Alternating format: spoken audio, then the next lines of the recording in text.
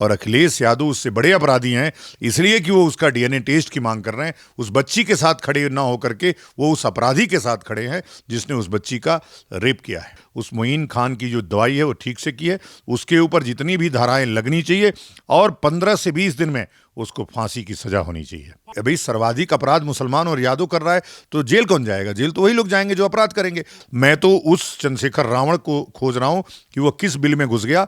एक दूसरी दलित लड़की के साथ अत्याचार हुआ और वो अब तक ना एक स्टेटमेंट उसका आया, ना वो कभी मौके पे गया। नमस्कार। अयोध्या में 12 साल की बच्ची के साथ जो दरिंदगी हुई उससे पूरा देश शर्मसार है, लेकिन वहीं अब इस पर सियासी रंग चढ़ना शुरू हो गया है। इन्हीं सब पूरे प्रकरण पर बातचीत करने के लिए आज हमारे साथ स्वामी आनंद स्वरूप महाराज जी हैं। आइए सीधे महाराज जी से जुड़ते हैं और जानने की कोशिश। क्या कहेंगे गुरुदेव? नहीं, ये जो घटना हुई अयोध्या में, भगवान राम की नगरी में, जो न्याय की नगरी है, उस नगरी में जिस प्रकार का यह कुकृत्य किया है उस मोइन खान ने, मेरे ख्याल से ये अब तक की सबसे दुर्दांत घटना है। और मुझे बहुत आश्चर्य हो रहा है कि यह लड़की बच्ची दलित है और दलितों की राजनीति करने वाले, दलितों के सिरमौर, जो अपने आप को दलितों के सबसे बड़े नेता आधुनिक अंबेडकर कहते हैं, चंद्रशेखर रावण, उनका कहीं अता पता नहीं है। वैसे तो सांसद बनने के बाद उनका ट्यून वैसे भी बदल गया है। पहले लोग कहते थे कि जो चंद्रशेखर रावण है वो हाफ मुस्लिम है, तो जब भी कोई मुस्लिमों की बात आती है तो वो बिल्कुल उस बात में नहीं बोलते हैं। यदि अभी कोई ये सवर्ण होता तो उनके लिए वो सबसे बड़ा फील्ड होता। राहुल गांधी, अखिलेश यादव और चंद्रशेखर रावण सहित जितने भी नेता हैं जो सवर्ण विरोधी हैं और मुस्लिम परस्त हैं, वो वहाँ पहुँच गए होते। दुर्भाग्य से इस बार पीड़ित व्यक्ति दलित है और जो पीड़ित करने वाला है, जो शोषण करने वाला है, वह मुसलमान है। अगर मुसलमान ना होता तो अब तक ये लोग वहाँ पहुँच गए होते। और ये इस प्रकार की जो घटनाएं हो रही हैं और इस प्रकार की जो राजनीति हो रही है, यह भारत को गर्त में ले जा रही है। विपक्ष कह रहा है कि योगी अब यूपी को संभाल नहीं पा रहे हैं। इस तरीके की घटना, फिर बनारस, जौनपुर बनारस वाली भी घटना भी अखिलेश यादव ट्वीट कर देते हैं और वो कहते हैं कि पुलिसिया व्यवस्था कहाँ है आपकी, और ख़ास तौर से ये भी कह देते हैं कि अगर आप इस प्रकरण पर तो कुछ नहीं बोलते, लेकिन जौनपुर और बनारस को टैग करने वाली जो घटना है उस पर ये कहते हैं कि पहले किसी भी आरोपी को उस पर कार्रवाई करने से पहले उसका डीएनए टेस्ट करवाना चाहिए। अब ये देखना चाहिए कि 2017 से पहले जो सरकार इनकी थी उसमें कितने लोगों का डीएनए टेस्ट हुआ, जो अपराधी भेजे गए वो कितनों का डीएनए टेस्ट इन्होंने कराया है। यह अनर्गल बात है। और योगी जी सत्ता चला रहे हैं, नहीं चला रहे, अभी मोइन खान के घर से पूछिए, जो उनके बेकरी पर कल बुलडोजर चला, उनका घर पूरा समतल कर दिया गया, सामान सब हटा दिए गए। और एक नहीं, सैकड़ों ऐसे अपराधियों के उदाहरण हैं जिसमें योगी जी ने सीधी कार्रवाई किया है। हम योगी जी की बात नहीं करते। हमारा मुद्दा ये है कि यह जो लोग हैं वो लोग कौन हैं। ये मोइन खान समाजवादी पार्टी का नगर अध्यक्ष है, अखिलेश यादव की, और अखिलेश यादव ने अब तक उस पर कोई कार्रवाई नहीं की। उसका डीएनए टेस्ट जब आएगा तब अखिलेश यादव उसको पार्टी से निकालेंगे। आश्चर्य की बात है। और दूसरे मुद्दे, अगर कोई मुद्दा आशीष मिश्रा का रहता है तो उनको बेशर्म बोलने लगते हैं। अगर कोई मुद्दा किसी सिंह का आ जाता है तो उसको कुछ अनाप शनाप कहने लगते हैं, वो तुरंत अपराधी हो जाता है। लेकिन अगर कोई मुसलमान है तो उसका डीएनए टेस्ट करो, अगर वो अपराधी है तब जेल भेजो। इनके डीएनए टेस्ट का इंतजार करे। पूरी अयोध्या चिल्ला चिल्ला करके उसकी दीवारें बोल रही हैं कि मोइन खान उसमें अपराधी है और अखिलेश यादव उससे बड़े अपराधी हैं, इसलिए कि वो उसका डीएनए टेस्ट की मांग कर रहे हैं। उस बच्ची के साथ खड़े ना होकर के वो उस अपराधी के साथ खड़े हैं जिसने उस बच्ची का रेप किया है। कि ये पूरी तरह से मुस्लिम परस्त लोग हैं। उनको पता है कि अगर हम जाकर के न्याय की बात करेंगे तो मुसलमान हो सकता है हमसे नाराज हो जाए, तो वो लड़ाई 27 की अभी से लड़ रहे हैं। वो मुसलमानों को खुश करने में लगे हैं। और मैं वही कह रहा हूं, अखिलेश यादव या चंद्रशेखर रावण, ये दोनों न पिछड़े हैं न दलित हैं। ये दोनों पिछड़े और दलित नहीं है। 7 गाड़ियों के काफिले में चलने वाला चंद्रशेखर रावण कैसे दलित हो गया? अच्छा, एक चीज़ ये भी है कि जब किसी बच्ची के साथ में नौकरी देने के नाम पर बुलाया जाता है, उसके साथ रेप किया जाता है, उसके साथ रेप के साथ साथ जब वो एक तरीके से गर्भवती हो जाती है, तब ये बात खुलती है और वो 2 महीने लग जाता है कि उसको न्याय मिलने, उसका एफआईआर दर्ज करने के बाद। लेकिन ये भी तो संविधान में है कि अगर उसका एफआईआर लिख गया, उसका वीडियो अगर बयान दर्ज कर लिया गया तो कार्रवाई तो तुरंत होनी चाहिए दोषी पे। तो दोषी पे जब कार्रवाई होती तो विपक्ष क्यों टेढ़ा हो जाता है? विपक्ष नहीं, विपक्ष से मतलब नहीं है, विपक्ष से मतलब केवल मुसलमानों से। और आप देखिए, ये मुसलमान लोग लगातार जिस प्रकार के आतंक का माहौल बनाए हुए हैं।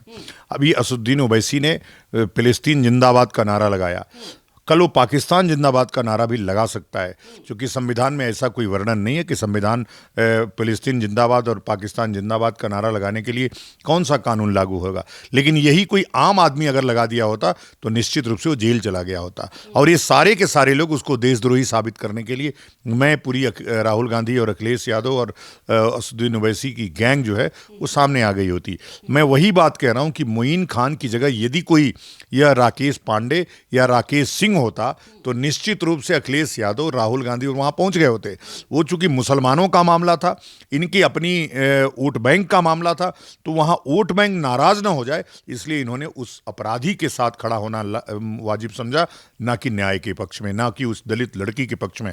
पीडीए पीडीए चिल्लाने वाले जो पिछड़ा दलित अल्पसंख्यक का मामला था, कहां गया दलित? अभी दलित को जिस प्रकार से एक अल्पसंख्यक ने, मुसलमान ने शोषण करके उसका बलात्कार करके उसको प्रेग्नेंट कर दिया, और अखिलेश यादव बेशर्म होकर के हंस रहे हैं और उसके डीएनए टेस्ट की मांग कर रहे हैं, उसके नार्को की मांग हो रही है समाजवादी पार्टी की तरफ से। इससे बेशर्म और इससे खराब कोई बात हो ही नहीं सकती है। मैं पहले अखिलेश यादव का बहुत सम्मान करता था, लेकिन अब मुझे लगता है कि जब से पीडीए का भूत इनके सर पे सवार हो गया है और मुस्लिम परस्ती का भूत इतना सवार हो गया है कि यह सब इनकी आंखें अंधी हो गई हैं। उनकी भी बेटियां हैं और सबकी बेटियां हैं, उनकी भी बेटियां हैं। किसी दिन उनके साथ भगवान न करे कि कभी इस प्रकार की घटना हो, तब वो क्या सोचेंगे। ये कौम किसी की नहीं है, ये आपकी भी नहीं होगी। आप इसको बढ़ावा देंगे उतना ही जिसने इनको बढ़ावा दिया, अफगानिस्तान में बुद्धों ने बढ़ावा दिया, उनको समाप्त कर दिया।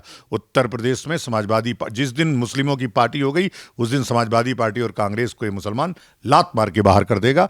और इस भारत में वही चल रहा है लगातार, जिस प्रकार से मुस्लिम परस्ती के नाते, और उनको पता है कि हमारा एक पक्ष तो बहुत मजबूत है, सरकार यदि हमारे ऊपर कोई कार्रवाई करेगी तो विपक्ष उसमें आकर के खड़ा हो जाएगा।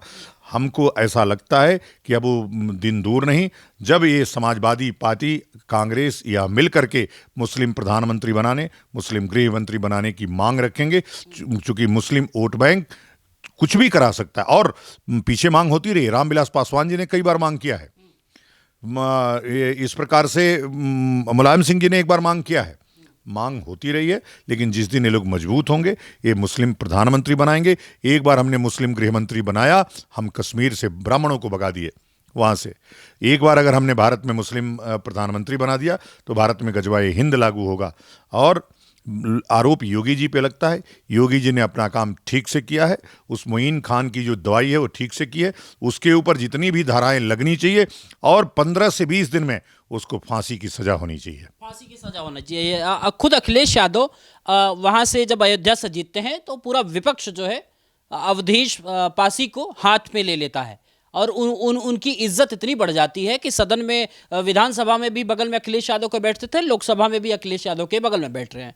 लेकिन जब इस प्रकरण पे उनके लोकसभा अंतर्गत ये घटना होती है, उनके साथ में बैठने वाले कई फोटो प्राप्त होती है, उस पर वो चर्चा करने के लिए, बात करने के लिए तैयार नहीं होते। बाद में जब प्रेशर होता है तब वो जाके कॉन्फ्रेंस करते हैं, कहते हैं कि पहले तो डीएनए टेस्ट होना चाहिए। वही अखिलेश यादव वाली भाषा। क्या कहेंगे आप? नहीं, देखिए, वो तो बूढ़ा आदमी है और उसको भ्रम है कि वो लोकसभा का चुनाव जीता है।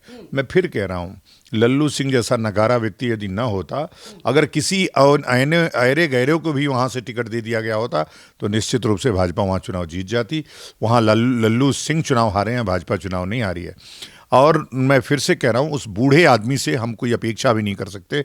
वो खुद ही कह रहा था कि मैं 77 में मैं सूचना मंत्री था। तो सूचना मंत्री थे, इसका मतलब थोड़े कि तुम मुस्लिम परस्त करोगे, तुम अपराधी को लेकर के घूमोगे। मैं तो चाहता हूं कि इस सांसद को भी उसके साथ आरोपी बनाया जाए। जब ये सांसद आरोपी बनेगा तब इसको ही बुद्धि खुलेगी कि किस प्रकार के लोगों से दोस्ती करना चाहिए, किस प्रकार से के लोगों से दुश्मनी करना चाहिए। मोइन खान को लेकर के घूम रहा था और कल कह रहा था कि नो नो नो। बाद में उसने स्वीकार किया कि हाँ वो हमारा कार्यकर्ता था। अरे भाई, नगर अध्यक्ष है वो समाजवादी पार्टी का नगर अध्यक्ष, और वो समाजवादी पार्टी का सांसद है वहाँ से, कैसे नहीं है। इसकी दोस्ती बहुत पुरानी रही है, और मोइन खान जैसा है वैसा ही इसका दोस्त अवधेश भी होगा। मैं लेकिन गुरुदेव वो ये भी तो कह रहे हैं कि भाजपा सिर्फ जातिगत राजनीति कर रही है। उसको अगर कार्रवाई करनी होती तो बहुत सारे केसेस हुए हैं, वहां पे कार्रवाई नहीं, वो तो एजेंडा देख रही कि मुसलमान कहाँ है, यादव कहाँ है, उसी के आधार पे जो है कार्रवाई हो। देखिए, एजेंडा से काम हुआ होता तो भारतीय जनता पार्टी ने यादव मुख्यमंत्री बनाया है अभी मध्य प्रदेश में। तो ये सब बातें अनर्गल हैं। और कभी भी देखिए, सर्वाधिक लाभ जो अभी राशन से लेकर के और आवास का हुआ है, उसको मुसलमानों ने लिया है।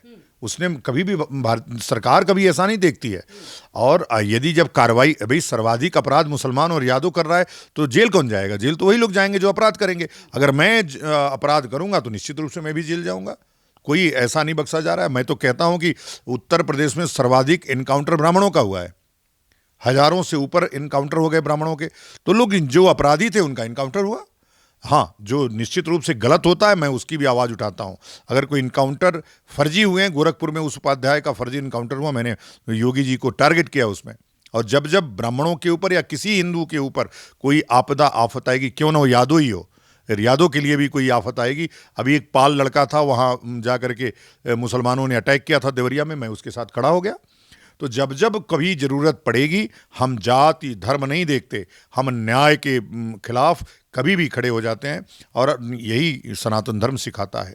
हम सर्वे भवन्तु सुखिनः, सर्वे सन्तु निरामया, सर्वे भद्राणि पश्यन्तु मा कश्चित् दुःखभाग् भवेत्। हम सबके सुख की कामना करते हैं। हम किसी एक व्यक्ति के, किसी धर्म के, किसी जाति के व्यक्ति की कामना ही नहीं करते हैं। यह विपक्ष जो अभी कुत्सित राजनीति कर रहा है, दुनिया में पता नहीं किस प्रकार से ये लोग घूमते हैं। जब देश की बात आए, शान की बात आए, न्याय की बात आए, कानून की बात आए, तब दलगत राजनीति से ऊपर उठ करके बृहत्तर वैभवशाली भारत के लिए काम करना चाहिए। यहाँ न्याय हुआ है उस लड़की के साथ, अखिलेश यादव और राहुल गांधी को और चंद्रशेखर रावण को उस लड़की के साथ खड़ा होना चाहिए। मैं तो उस चंद्रशेखर रावण को खोज रहा हूँ कि वो किस बिल में घुस गया। एक दूसरी दलित लड़की के साथ अत्याचार हुआ और वो अब तक ना एक स्टेटमेंट उसका आया, ना वो कभी मौके पर गया।